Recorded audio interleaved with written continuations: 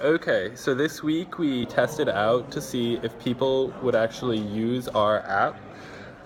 We came up with like a description of a prototype where it basically is if Tinder meets Yelp, where you're swiping through different restaurants.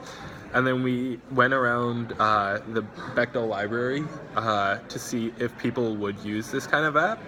And so we asked 10 people, just randomly, people who didn't look like they were doing work. We didn't want to interrupt them. So 7 of them said that they use the app, and that the times that they would use it were when they were either back home where they knew the reputations of a lot of the restaurants and couldn't really decide as to where they wanted to eat, and when they were in cities, so places like Berkeley or the general Bay Area, where there are a lot of different options, and it's kind of hard to choose between the options.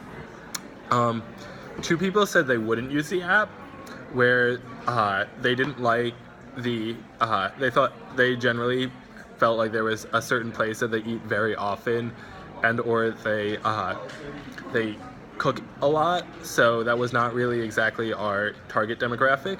One person said that they were not sure. They would like to see a prototype and test it out. So I think next week would be a good thing, would be to try and design a minimum viable product. However, we've kind of struggled with that because when going through the possibilities for a minimum viable product, there are a couple things that wouldn't really work out well. Like an email list wouldn't have a quick enough response time to have the sort of single restaurant functionality and that we would need. We thought about designing an app where it's just focused on like Berkeley, but that would be a sizable undertaking right in the middle of the semester.